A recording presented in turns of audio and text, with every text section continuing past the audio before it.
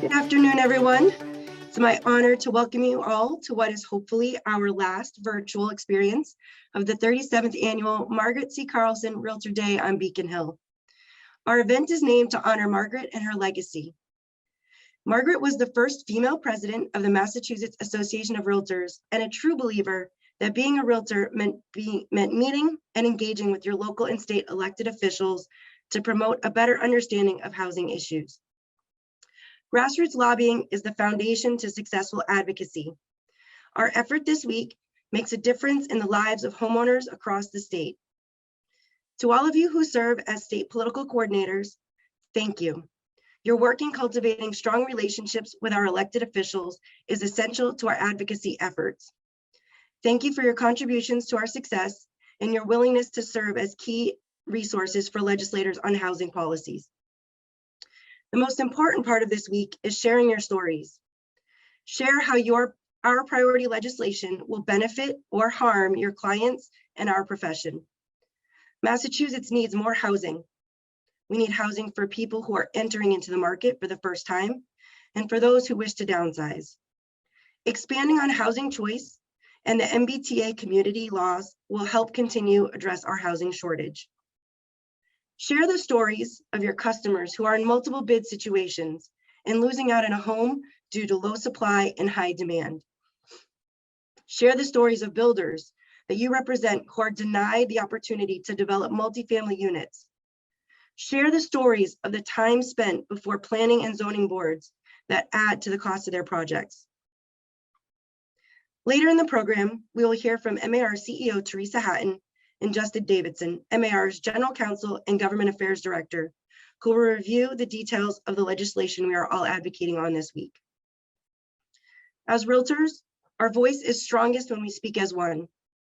Therefore, I'm asking that you keep your discussions to these highlighted issues.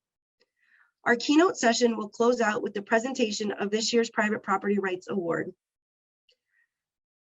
It's my pleasure to tell you about our keynote speaker for today, Secretary of Housing and Economic Development, Mike Kennealy.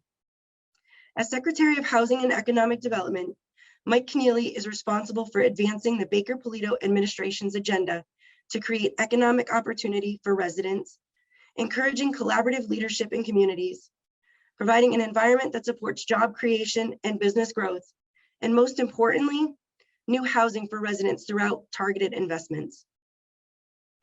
Secretary Kennealy and his team were instrumental in the passage of the state's housing choice law, which is making it easier every day to build new housing in Massachusetts. It has been a pleasure to partner with the Secretary to address our housing shortage. And since he hasn't been able to join us as of yet, I'm going to turn this over to CEO Theresa Hatton. Thank you, President Ruffini, and thank all of you for joining us during our week of advocacy kickoff with our keynote event. So why are we here today? What's the point? We do this every year. If this is your first year, thank you for joining. We hope to see you every year from now on and into the future. But we do this because it makes a difference. It is important.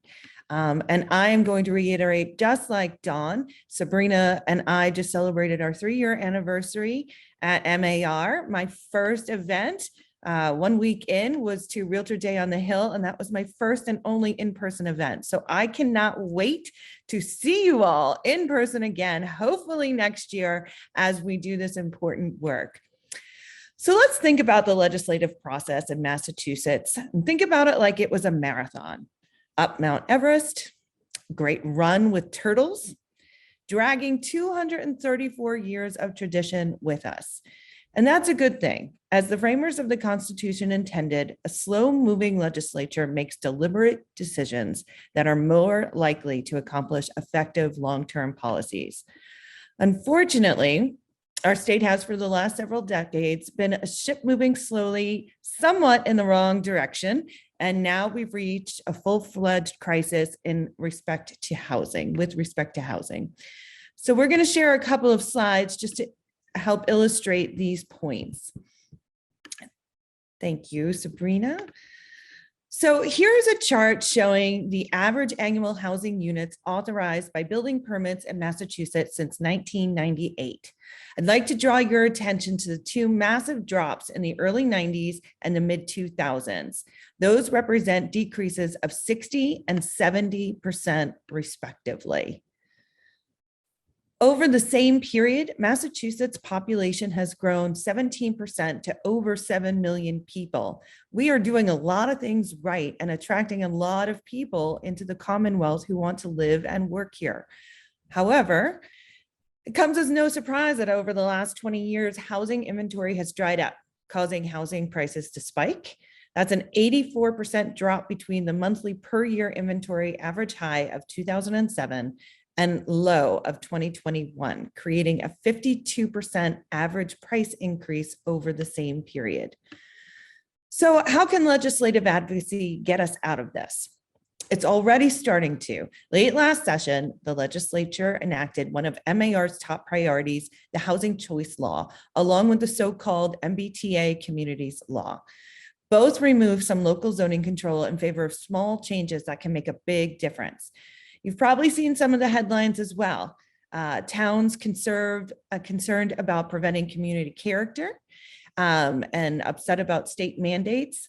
Town centers will be overrun. All of this over 10 smart growth principles, moving to simple majority voting and encouraging communities with public transportation hubs to permit more multifamily housing in less than 0.5% of their combined land area in the face of a housing crisis. We need more housing. And though it may sound small, that was a bold move by our legislators, because guess who elects them? The people that live in those towns and want to preserve the status quo. It's why they moved to those communities in the first place. It's what they know. So for years, we challenged legislators to step up, and they did. So don't forget to thank them in your meetings throughout this week, but also last session's laws alone are not enough to pull us out of where this NIMBYism brought us. More production is needed. That takes time.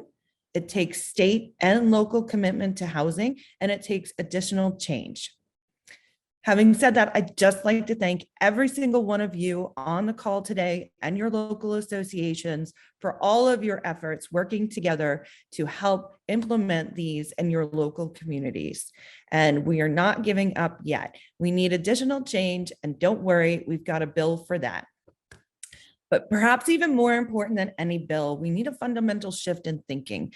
Rather than protecting character by defending the status quo, which simply does not meet the needs of many Massachusetts residents, we all need to work towards enhancing the character of our communities by changing our housing policy for the better. We can change to build more housing near transit and lessen our reliance on automobiles. We can change to build more sustainable and energy efficient multifamily housing to protect our environment. And we can change to build housing in our downtowns to help revitalize them. We can change to build housing that allows seniors to age in their community and frees up housing for the ultimate pent-up demand and housing formation that we are experiencing. We can change to create the housing necessary to welcome new neighbors who are historically zoned out of communities, and effective change takes time. But that's why we're here this year. That's why we were here last year. And that's why we will continue to be here year after year. Our grassroots are strong. We have good roots. We have great reputations, great success. We represent everybody in the Commonwealth in the search of the American dream and the building of wealth. And it's all happening because of your hard work. So thank you so much. Keep it up. And I'd just like to share one other resource that's available on our Week of Advocacy page. As I mentioned NIMBYism earlier, Dawn had an article in Banker and Tradesman last week that reflected on YIMBYism. Yes, in my community, we need to be the advocates to share why it's so important to make some changes that may be uncomfortable for some to want to experience, but it's necessary, it's needed. We need housing, and we have an opportunity to make a huge difference. So thank you all for being here. And with that, I see Secretary Kennealy has joined us. Dawn, I'll give it back to you. Hey, everybody. Thank you, Theresa. Hello, Secretary Kennealy. How are you today? Good, thanks. How are you doing? Good. Thank you for joining us today. I already gave your introduction to the group, so if you're prepared, I will turn it over to you for you to chat with us about Massachusetts. All right, that sounds great. Dawn, thanks so much, and great to be with all of you Thank today. you. And thanks as always to the realtors for your partnership with us on so many important housing issues over the years. We're in the middle of a housing crisis here in Massachusetts. It's been the way for quite some time, and you guys have been terrific partners on a whole host of things we've tried to get done. I thought what I might do is talk a little bit about how we see housing here at the Commonwealth today at our administration. I did use the term housing crisis already. Talk about some of the steps we've taken to alleviate the crisis, and talk about some things that are kind of works in progress, if you will. But for us, when we talk about housing in Massachusetts, we always start with the level of housing production. And it's important to note that from 1960 to 1990, our state permitted 900,000 new housing units. And from 1990 to about 2020, it's been 470,000. And so this is really important context. In a single generation, a similar 30-year period of time, we cut in half the level of housing production in Massachusetts at a time when our economy grew and our population grew. And, you know, supply and demand being what it is, we've had rising demand, falling supply. That means we've had rising prices. And so, for example, in 1980, we were about the national average in terms of home value of Massachusetts. Today, we're about number 3 or number 2, depending on how you look at it. Similar numbers for rent. And so this is a crisis of affordability and availability in housing for our citizens. It does impact our people in a pretty dramatic way. I'd say today, probably half of our renters are cost burdened by housing. They're paying at least 30% of their income or more in housing. How the lack of housing availability and affordability impacts. It's a key driver of homelessness. It's an impact on our younger people and where they want to make their life, whether it's here or somewhere else. It impacts our seniors who want to stay in their home community, albeit in different housing. So it impacts our people in a lot of different ways. It impacts also our ability to develop our communities in ways that our municipal leaders want. One of the great parts of this job is traveling the state all the time and walking it downtown with a mayor or other municipal official and hearing about their aspirations for their community. And the lack of housing production is typically viewed as an impediment to what their aspirations are for their city or town. And the final dimension to the housing crisis, as we see it, is one of economic competitiveness. You know, as we compete for jobs and talent and opportunity against lots of other states, lots of other parts of the world, particularly in a world now where talent is more mobile with hybrid and remote work models, our cost of living generally and our housing cost in particular is a key economic competitive disadvantage. And so we got to keep that in mind as well. I want the state to keep growing. We want plenty of workforce available for our employers. And our inability to maintain our housing costs or lower housing costs will continue to be an economic disadvantage going forward. So that's how we look at the housing crisis. You know, very high cost of housing brought on by a lack of production and a real impact on our people, our communities, and our ability to compete for talent in this, particularly in this new world where remote and hybrid work is more predominant. This has been a top priority of the governor really since the start of the administration. We've taken a number of steps to address the housing crisis. I always point to the largest housing bond bill in our state's history the governor signed about 4 years ago. We've invested about $1.5 billion to create about 20,000 affordable housing units around the state. That is sort of government funded, deed restricted affordable housing. We certainly need a lot of that, but we need all types of housing everywhere in Massachusetts, affordable, workforce, and market rate, literally from the Cape to the Berkshires. And so the affordable housing piece is part of it. I'd also point to our programs like MassWorks and our other infrastructure programs that we deploy to help our communities get projects done. And a lot of those are housing related as well. That's probably been another 11,000 housing units. And then finally, of course, the housing choice zoning reforms. Where the realtors were incredibly important advocates with us to get that one done. Arguably the most important zoning reform in about 50 years here in Massachusetts, which I'm sure folks are aware of, but lowered the local approval threshold needed to rezone properties for housing, certain types of housing, from a 2/3 supermajority down to a simple majority. And I think that's going to have the effect of unlocking production of all types of housing all across our state. So really some pretty important steps we've taken around funding, around infrastructure, and around zoning reform to help free up this market and get more housing produced. There are a number of things now that are sort of works in progress, if you will, across our team here. I would highlight the Mbta community zoning reforms, part of that same economic development bill that brought us housing choice. But as I'm sure folks are aware, it requires the 175 Mbta communities, that's a term defined in statute, to create a zone of, quote, reasonable size where multifamily housing can be done as of right. And it charges us with coming up with the compliance guidelines for that new law. We're in the middle of that process now. The realtors have been an incredibly important voice in that process with us. Big thanks to Justin and team on that. And we're finalizing our guidelines now. The draft guidelines come out in mid-December, and we had an engagement period from mid-December to the end of March to hear what's on people's minds. And then we'll come back with the final guidelines at some point, probably this summer. I think this one has enormous promise. This is not something the governor proposed, frankly, something the legislature put in the bill.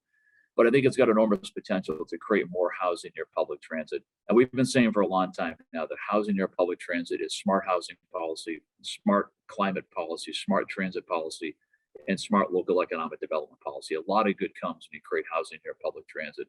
And so the Mbta communities piece, I think, is really important and something we're taking very seriously and finalizing the guidelines on that one. I would also point folks towards the Forward bill, which is an economic development bill the governor filed now about a month and a half ago. It's a $3.5 billion piece of legislation. And the way I describe the Forward bill is it's sort of a hybrid of a typical economic development bond bill, the likes which we tend to do every couple of years around here, of $1.2 billion, and then $2.3 billion of a proposal on how the state should spend the remaining funds we received from the American Rescue Plan Act, or ARPA.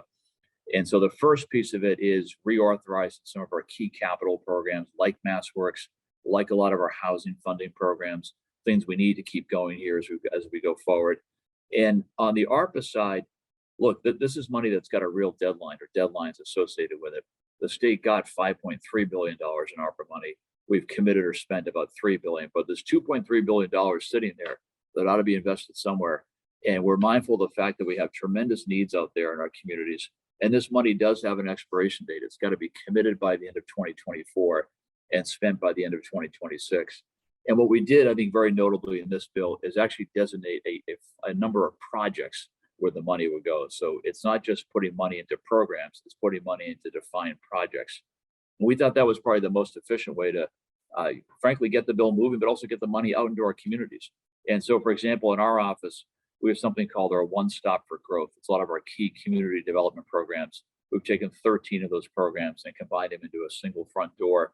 Last year, we got about $300 million of applications for programs, funding through those programs, and we can only fund 90 million just based on capital constraints. Well, now with the ARPA money, we can fund a lot more projects. And so if you look in the bill, there's actually, you can look at a kind of a searchable list by community where this money would go. But I think it's very important we get this bill passed and get the money into our communities, both for community development generally, but also as a way, again, to get at this issue of the housing crisis. So that's one thing we've got going on as well, that the Forward bill. And I think maybe the final thing I'll point to is, two more quick notes on the Forward bill. In addition to the capital items that are in the bill, there's a couple of interesting reforms, if you will. One is to our Housing Development Incentive Program, which helps provide, or funds rather, market rate housing in our gateway cities. It's a tremendously popular and necessary program, but it's capped at about $10 million a year. And our proposal in the Forward bill is to raise that cap from $10 to $30 million and get more market rate housing into our gateway cities. I think it's going to be really interesting in the coming years to look at how, again, this prospect of hybrid and remote work will influence how and where people want to work and live. We did this future of work study last year, and it talks about this idea of the center of gravity in our state's economy, perhaps shifting out from greater Boston.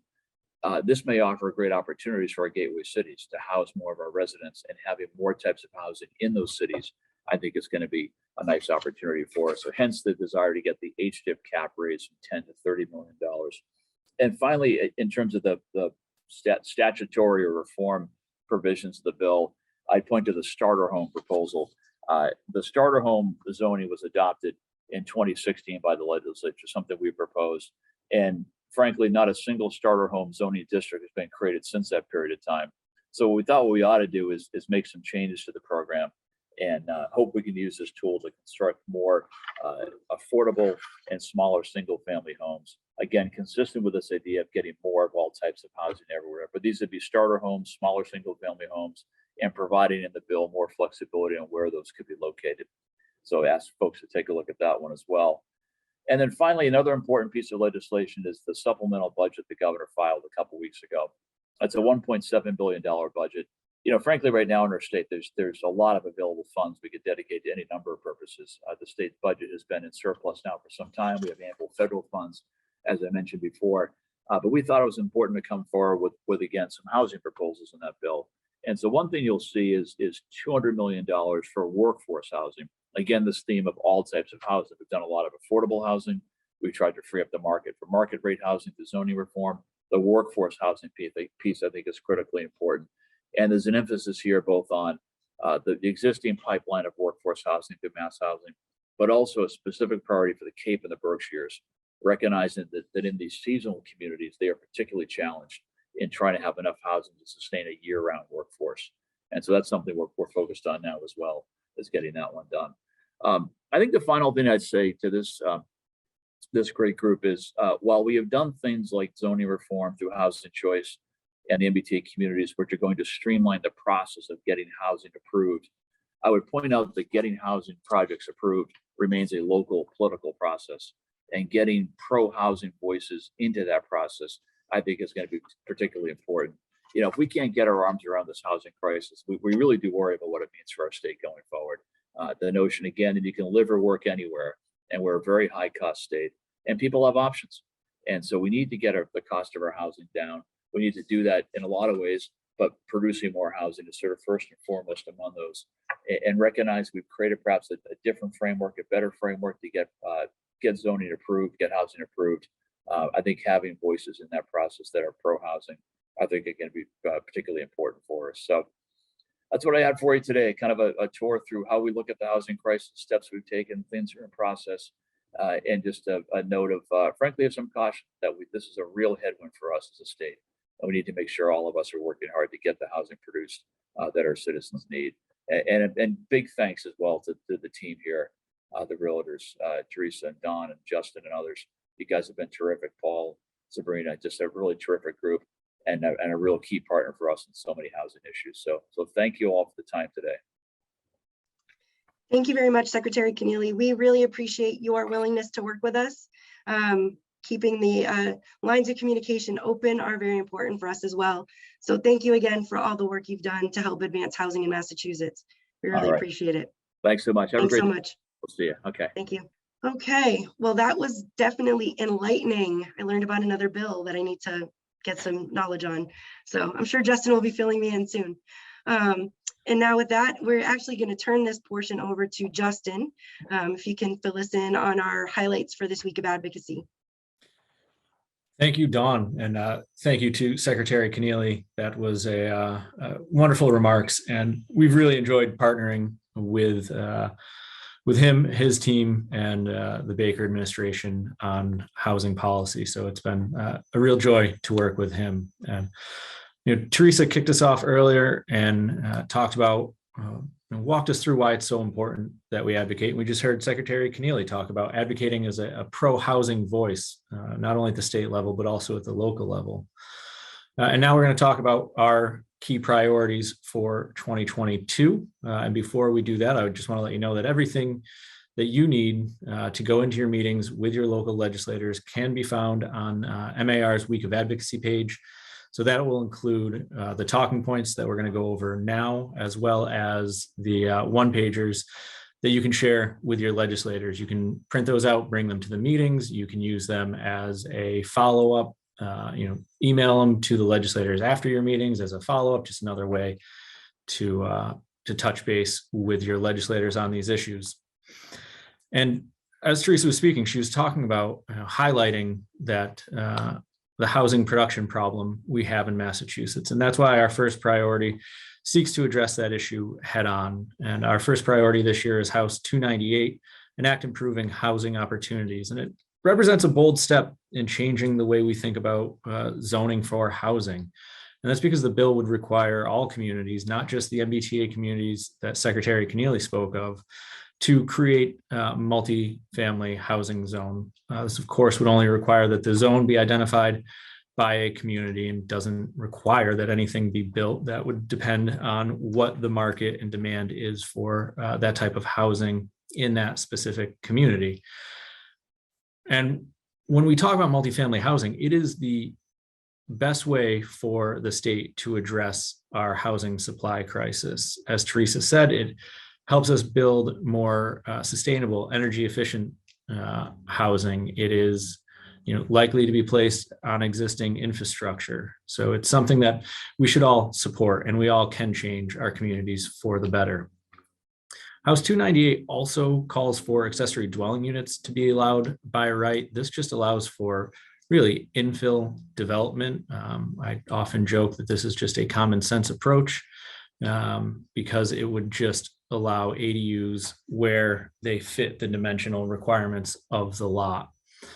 And then finally, the bill also builds on the housing choice law by changing the voting requirement for special permits and variances from the current supermajority down to a simple majority. The bill did receive a favorable report from the Joint Committee on Community Development and Small Business, and it is currently before the House.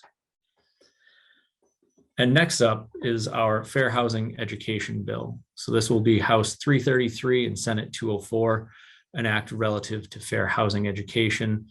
These bills were filed by Representative Taki Chan and Senator Feeney, and would require that 2 of the existing 12 continuing education hours be dedicated to fair housing or diversity and inclusion in real estate every license renewal cycle. We all recognize the importance of fair housing, and this bill would make sure that fair housing and fair housing education is front and center for all licensees across the state. The third and final issue that we are asking for support of this year is our first-time homebuyer savings accounts. Those are House 2840 and Senate 1834, and they were filed by Representative Carey and Senator Sear. And they would just allow for first-time homebuyers to deposit up to $5,000 a year in a separate bank account to be used as a down payment on their first home. And they can claim that $5,000 annually as a deduction on their state taxes. This will give first-time homebuyers the opportunity to build up a down payment so that they can be more competitive in today's real estate market. The Joint Committee on Revenue did report the legislation out favorably, and it is now before the House Committee on Ways and Means. Now, I like to start off with the things that we support, but of course there are bills that we need to oppose each session. And once again, this year, we are seeing a push to authorize cities and towns to implement transfer taxes on the sale of real estate. We're all familiar with transfer taxes. They would put a sales tax on homes and would drive up the cost of housing in Massachusetts. We just heard from the Secretary how troubling that is here. And an interesting statistic is according to the National Association of Home Builders, for every $1,000 increase in housing costs, that prices out 2,093 people in Massachusetts. So no matter how insignificant proponents may think this tax is, it will have real effects on families seeking homes here in Massachusetts. There are over a dozen bills filed this session that would authorize the implementation of a transfer tax. We've identified House 1377, filed by Representative Kennealy, as sort of the one that you can use to talk about the issue more broadly. And that's because it allows the enabling legislation that would allow any community to adopt a transfer tax. That bill is currently before the Joint Committee on Housing. The committee requested additional time to review it. And now our final priority this year is to oppose the so-called tenants' right of first refusal. This program is contained in House 1426 and Senate 890. The bills would impose significant transactional burdens on multifamily properties, subjecting them to lengthy delays and significant uncertainty. It would not only devalue multifamily properties, but it would also disincentivize the development of new buildings. And as we've talked about today, that is the exact type of housing that Massachusetts needs more of. We need to be doing more to incentivize and make it easier to build housing, especially multifamily housing. And this would cut against that. So these bills are also still before the Joint Committee on Housing and an extension order. Those are all of our issues for this year. I want to close by, of course, thanking my team, Johnny, Zach, Catherine, This is really all a team effort. Theresa, thank you. And of course, Dawn, for your leadership this year. And now really thank all of you for taking the time out of your day to join us here to be part of our advocacy efforts. Without you, we don't have the stories to tell and the local touch on our issues. So thank you all for being involved. And Dawn, it's back to you. Thanks, Justin. I appreciate all of the information you just gave us so we can speak intelligently this week. So with that, now I would like to invite Paul Yorkis, our 2021 Private Property Right Awards winner, to join us and present this year's award. Thank you, Dawn. It really is a privilege to make this presentation. MAR created this award in 2011 to recognize the outstanding achievements of a Massachusetts realtor who has been dedicated to and supportive of our realtor goal of protecting the rights of the public to enjoy real property ownership. An individual who is a leader by example, who has contributed countless amounts of time and energy to government affairs, RPAC, and a demonstrated passion for the preservation of private property rights. A realtor who does not just talk the talk, but also has walked the walk. I worked very closely with the 2022 recipient of the Massachusetts Association of Realtors Private Property Rights Award. We spent hours together reviewing and editing and updating the Massachusetts Association of Realtors Public Policy Statement. The suggestions offered were always spot on. It is my honor and privilege to present this award to my friend and dedicated leader, Rick Sawicki. Renowned for his knowledge of legislative and regulatory issues on the local, state, and national levels, Rick provided exceptional volunteer service in government affairs and advocacy for many years. When asked, Rick would always say that his passion was being at the center of the government affairs arena. Immediately after becoming a member in 2025, Rick became an active in Realtor Association.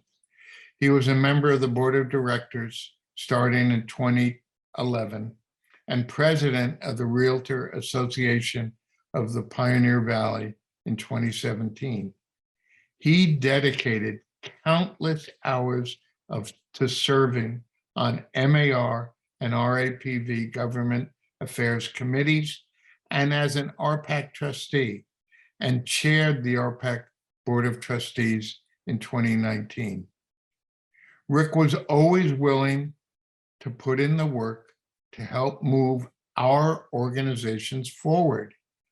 He was instrumental in developing the RAPV candidate endorsement and recommendation program, as well as the independent expenditures work group. These are two critical programs that help ensure that our voices are heard at all levels of government. At the national level, Rick served on the NAR Public Policy Committee, and that was personally very important to him. And he was a regular attendee at the legislative meetings in Washington, D.C. And of course, Rick loved attending our Realtor Day on Beacon Hill. It's a little bit different this year without his involvement. Congratulations, Rick. You are missed by me and many others. This is the award. I hope everybody can see it. And it truly is my honor to present this in Rick's memory. Thank you very much, Dawn. Thank you, Paul. And thank you to Rick for the dedication that he always showed to our industry throughout his life and his career as a realtor. I'd like to give a special thank you to Chair Erica Hall, Vice Chair Mark Kavanaugh, and members of the Government Affairs Committee for your work this year. Thank you all for joining us today. Thank you for your involvement, your service, and please enjoy your time with your legislators this week. Make sure you give us some feedback if there's any weird stuff that happens. Thank you again for joining us today. Can't wait to see you all in person. Bye-bye.